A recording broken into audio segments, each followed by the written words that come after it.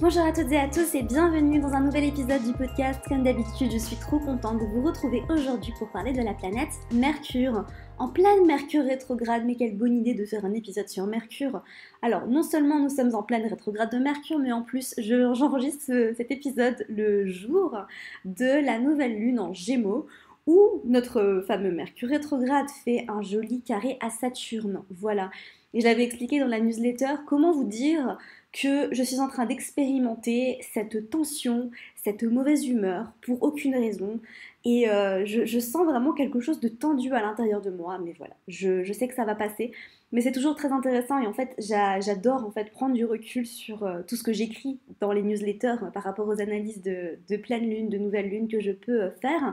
D'ailleurs, si tu as envie de les recevoir, je mettrai le lien juste en dessous dans les notes du podcast. C'est qu'en fait, je les analyse longtemps à l'avance, donc je peux que essayer d'anticiper ce qui va se passer, et ensuite c'est dans l'expérimentation des énergies qu'on sait si ça se confirme ou non. Et là, en fait, il y a à peu près tout ce que j'ai écrit, en tout cas dans mon cas, qui se confirme, donc c'était très intéressant. Bon, j'espère que vous allez bien. On se retrouve aujourd'hui pour parler de Mercure, qui est une planète, j'ai l'impression, de laquelle on ne parle pas forcément très souvent. En tout cas, peut-être que c'est juste moi qui en parle pas très souvent. Mais j'ai quand même le sentiment qu'on parle de Mercure que quand elle rétrograde, et qu'on parle que des rétrogradations de Mercure, alors qu'en fait, on oublie un petit peu son énergie et son impact en fait dans le thème astral. Donc on va parler de tout ça aujourd'hui. Et je voulais aussi vous dire que si vous avez suivi tout ce qui se passe un petit peu, vous le savez, les portes de la formation J'aime trop mon signe sont désormais ouvertes et je suis absolument ravie. Donc si tu m'écoutes mercredi, le jour où cet épisode sort, les portes sont ouvertes jusqu'au dimanche 5 juin. Et J'aime trop mon signe, c'est ma formation bébé, c'est ma formation d'amour pour apprendre à plonger dans la lecture de son thème astral. Donc si toi qui m'écoutes, tu aimes mes podcasts, tu aimes les posts qu'on fait sur J'aime trop ton signe sur Instagram, tu aimes les newsletters, bref, tu aimes ma façon de parler d'astrologie, ma manière aussi de simplifier des notions complexes, un peu de façon mercurienne, je vais dire, parce que je pense que c'est surtout ma lune en Gémeaux et mon Jupiter en maison 3 qui me permettent justement d'avoir une pédagogie qui va venir simplifier tout ce qui est complexe, et c'est quelque chose que j'aime beaucoup aussi dans ma façon d'enseigner. Voilà. Si tu aimes tout ça, eh bien tu vas retrouver tout ça dans J'aime trop mon signe. J'aime trop mon signe, c'est un condensé de la formation que j'ai créée pour former des astrologues professionnels. Donc si tu n'as pas pour vocation de devenir astrologue professionnel, parce que j'ai une autre formation pour ça qui est vraiment dédiée à l'apprentissage de la lecture de thème astral, mais dans un but professionnel, à savoir apprendre à donner des consultations, parce que c'est assez différent. Si tu es juste passionné d'astro, que tu as envie de plonger plus en profondeur dans la compréhension de ton thème astral, que tu as envie d'apprendre à te voir sous une nouvelle lumière et que tu as juste envie d'en savoir plus parce que tu es passionné, tu t'es fait piquer par l'astro, voilà, tu es tombé dedans. Et voilà, je mettrai le lien de la formation juste en dessous dans les notes du podcast. Les portes sont ouvertes seulement pendant quelques jours encore, donc comme je l'ai dit, jusqu'à dimanche, et ensuite elles vont fermer pendant plusieurs mois. Donc n'hésite plus, c'est le moment ou jamais. Alors aujourd'hui, on parle de Mercure. Donc Mercure, cette petite planète qui est la plus proche du Soleil, la plus petite et la plus rapide. Voilà. C'est une planète qui est un petit peu difficile à suivre, qui adore le changement et qui s'adapte à tout un petit peu comme un des signes qu'elle gouverne, le Gémeaux. Mercure est en domicile en Gémeaux et en Vierge. Elle est en exil en Sagittaire, elle est exaltée en Verseau et elle est en chute en Poisson. C'est une planète qui rétrograde 3 fois par année, donc voilà, pour toutes les personnes qui paniquent à l'idée de Mercure rétrograde, on est largement habitué à ces mouvements planétaires. C'est une planète qui régit le système nerveux, le cerveau, et on dit souvent que Uranus c'est l'octave supérieure de Mercure, donc c'est deux planètes qui s'entendent assez bien, c'est des planètes de connexion, c'est des planètes de fulgurance, c'est des planètes qui vont très vite et qui peuvent nous frapper par la foudre. C'est des planètes aussi qui vont régir des choses qui sont parallèles. Donc Mercure va régir tout ce qui est en lien avec la communication, à savoir le téléphone, l'écriture, la parole, alors que Uranus va gérer tout ce qui est communication, mais à un niveau différent, à savoir Internet, les réseaux sociaux, etc. Voilà. Donc Mercure, c'est une planète qui va nous inviter à communiquer et qui va nous aider à comprendre comment nous aidons les autres à comprendre certaines choses. Donc c'est aussi une planète d'enseignement. C'est une planète qui est très agile, donc on pense vraiment que Mercure c'était le messager des dieux. c'est une planète un peu neutre et un peu ambivalente, dans le sens où elle va autant dans les enfers parler à Pluton, qu'elle va dans les cieux parler à Zeus. Okay, donc c'est vraiment une planète qui ne va pas être dans le jugement ou dans le bien ou dans le mal, mais qui va vraiment considérer tous les points de vue. Donc ça, c'est aussi un petit peu ce que nous invite à faire ce Mercure du Gémeaux. Voilà. Donc Mercure, c'est une planète dans le thème astral qui nous invite justement à classifier les informations et à comprendre en fait ce qui se passe. C'est une planète d'observation et c'est aussi en ça que Mercure va nous aider justement. Donc si vous prenez la manière dont Mercure gouverne le Gémeaux et dont Mercure gouverne la Vierge, c'est quand même assez différent.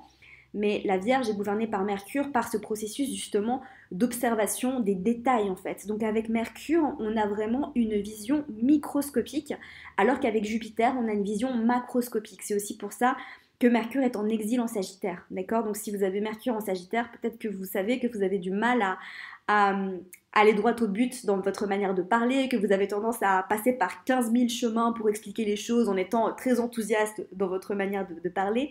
Et peut-être que si vous avez Mercure en Poisson, vous avez justement du mal à formuler vos idées de manière claire et même à penser de façon linéaire.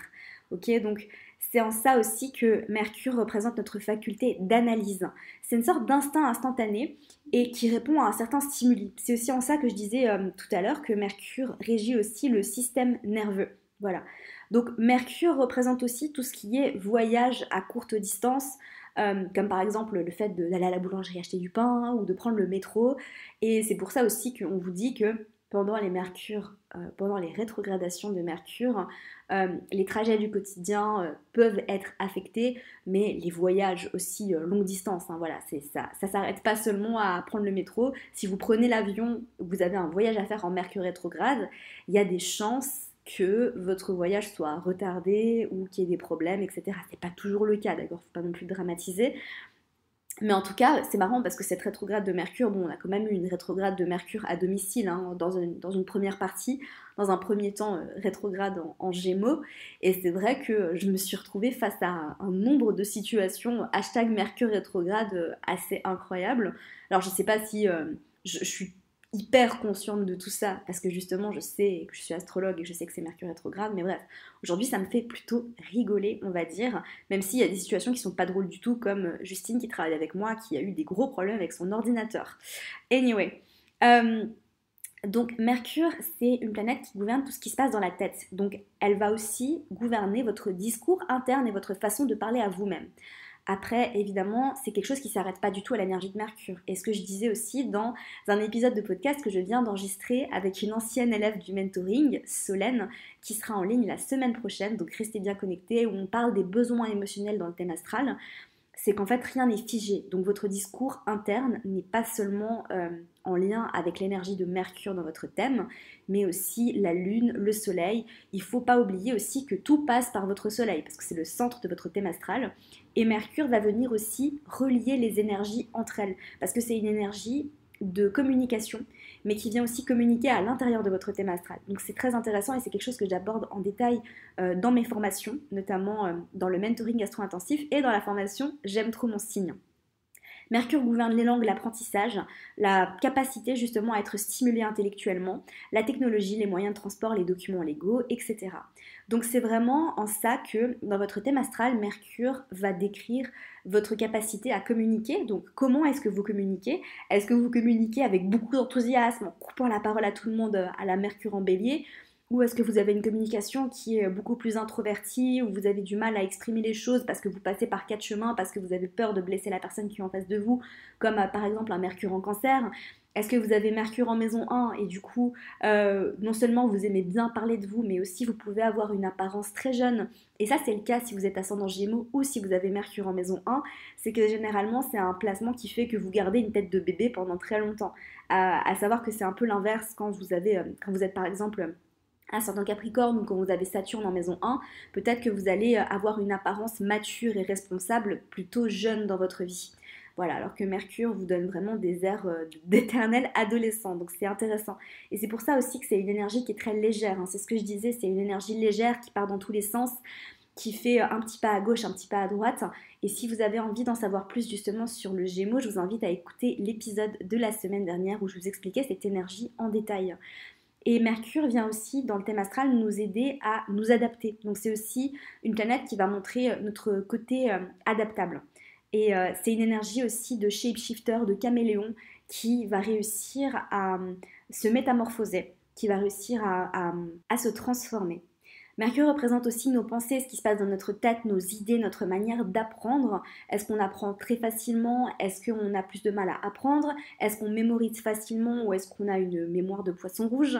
Mercure va représenter aussi tout ça dans le thème astral. Mercure, c'est aussi notre capacité d'observation. Donc, comment est-ce qu'on observe les choses? Est-ce qu'on est très dans le détail, on remarque tout, comme un Mercure en Vierge ou un Mercure en Scorpion, qui est aussi très fin analyste et très psychologue? C'est aussi notre relation à la psychologie aussi, Mercure, ou est-ce qu'au contraire, on a tendance à ne rien remarquer comme un Mercure en Sagittaire qui est plutôt concentré sur les grandes idées, les grandes choses et les grands concepts plutôt que le détail? Mercure, c'est aussi notre curiosité. Donc, est-ce qu'on est très curieux comme un Mercure en Gémeaux ou est-ce que littéralement on s'en fiche complètement? Donc, avec Mercure, on communique, on réfléchit, on apprend, on mémorise, on enseigne, on s'adapte et on connecte avec le monde à l'extérieur de nous et on connecte avec les placements de notre thème astral. J'espère sincèrement que cet épisode sur l'énergie de Mercure vous aura plu.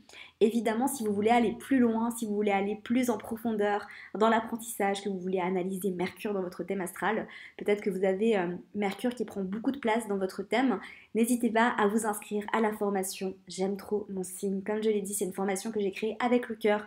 C'est une méthodologie structurée, étape par étape, module après module, qui va vraiment vous donner des clés concrètes pour analyser votre thème astral.